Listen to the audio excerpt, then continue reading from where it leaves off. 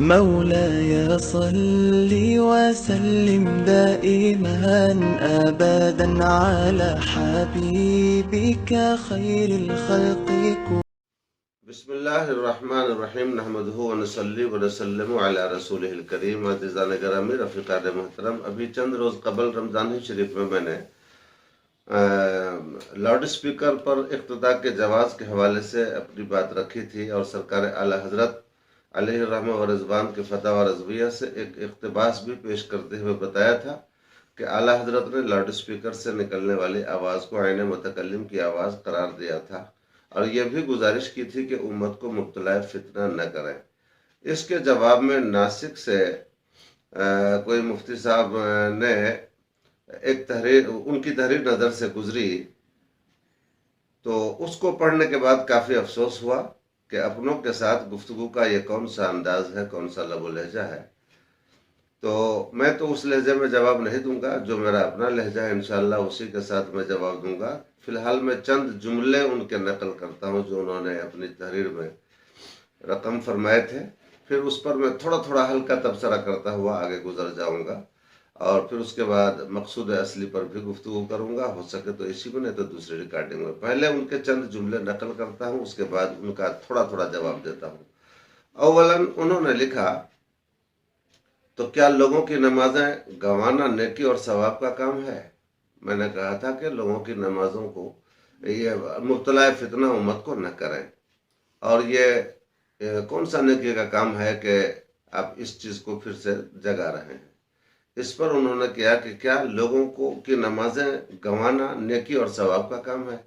یعنی ان کے گمان میں یہ ہے کہ جو لوگ بھی لاؤڈ اسپیکر پر اقتداء کرتے ہیں ان کی نمازیں ضائع اور برباد ہو جاتی ہیں، وہ اپنی نمازیں گنوا رہے ہیں، یہ ان کا عقیدہ تھا۔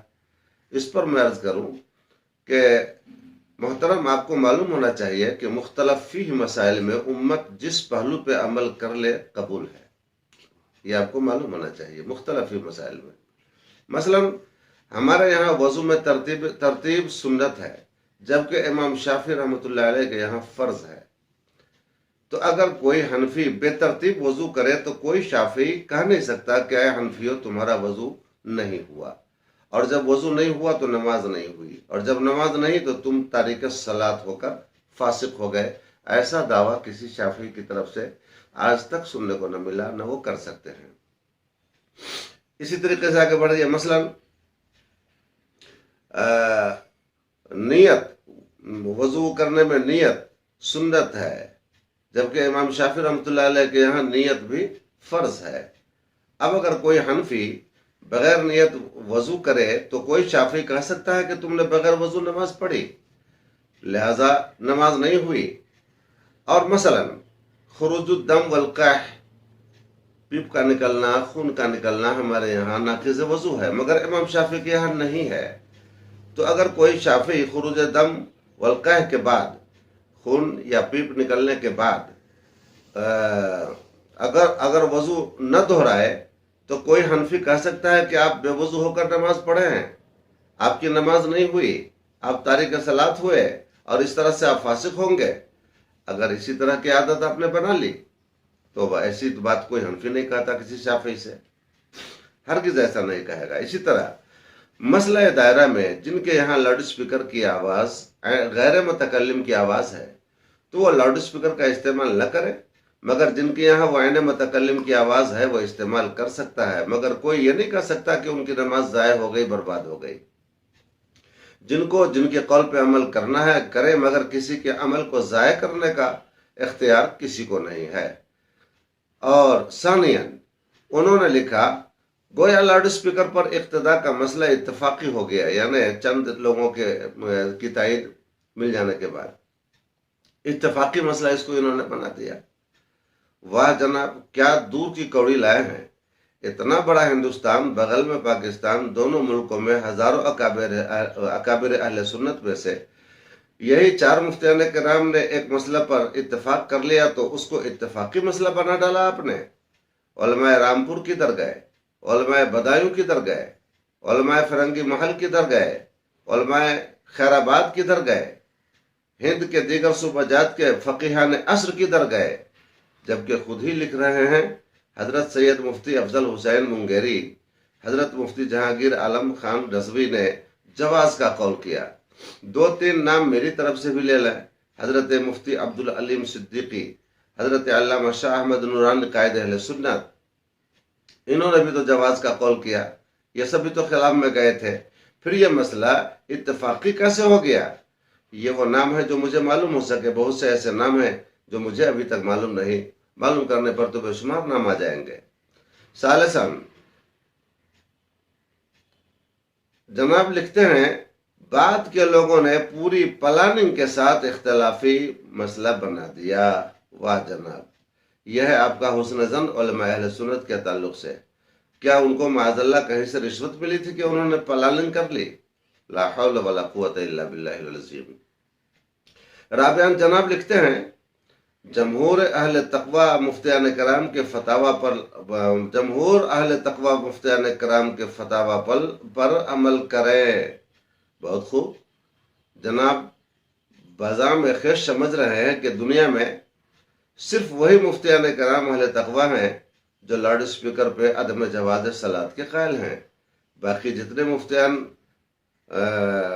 مفتیان حل و حرم عرب و عجم ہیں وہ سب فاسق و فاجر ہیں، کسی کی نماز نہیں ہوتی۔ مجھے تو لگتا ہے جناب عالی کی نظر میں صرف ہندوستان میں علم ہے، باقی پوری دنیا علم سے خالی ہے، جو لاؤڈ اسپیکر پہ اپنی نمازیں ضائع اور برباد کر رہے ہیں۔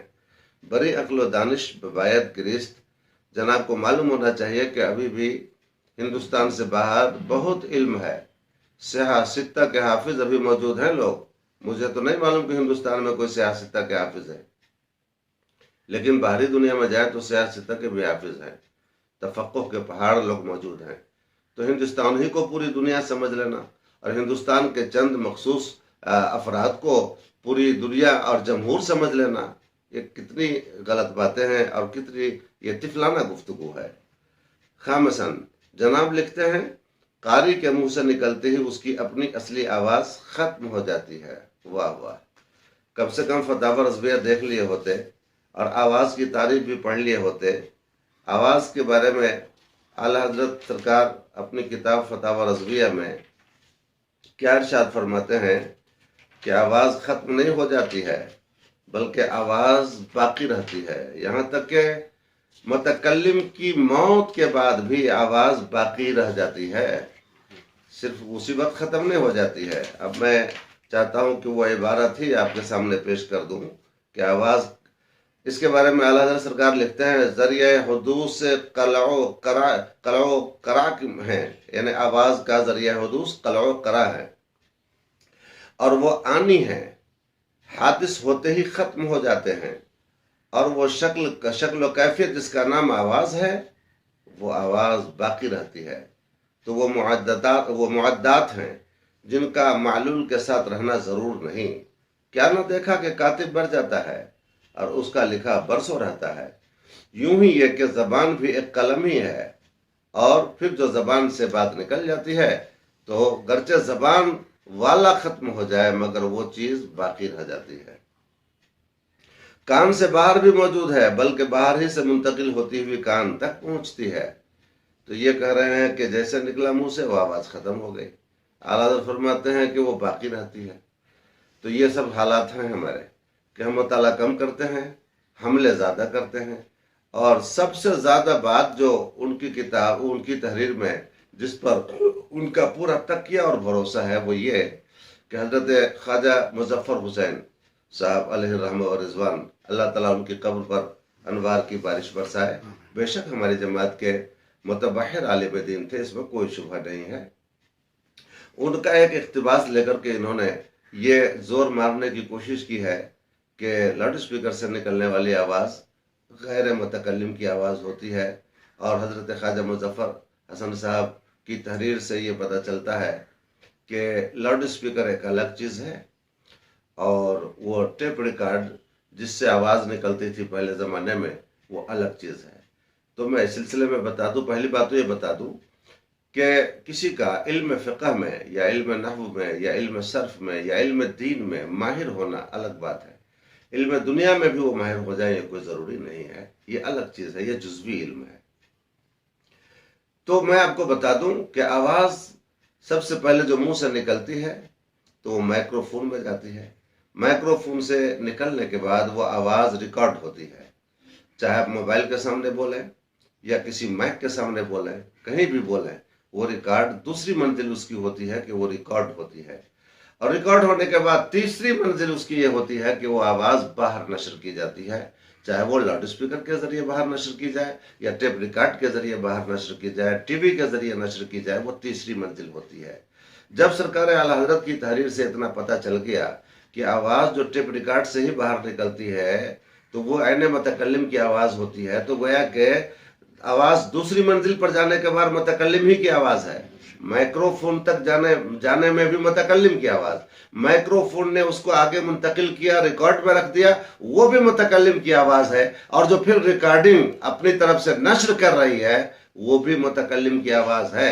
اب چاہے وہ لاؤڈ اسپیکر کے ذریعے نشر ہو یا ٹیپ ریکارڈ کے ذریعے نشر ہو یا ٹی وی کے ذریعے نشر ہو، نشر کسی کے ذریعے بھی ہو، لیکن ریکارڈنگ کے بعد جو آواز پھر پلٹ کے آتی ہے ہمارے سامنے، ہمارے کانوں میں، تو وہ آواز متکلم ہی کی آواز ہوتی ہے.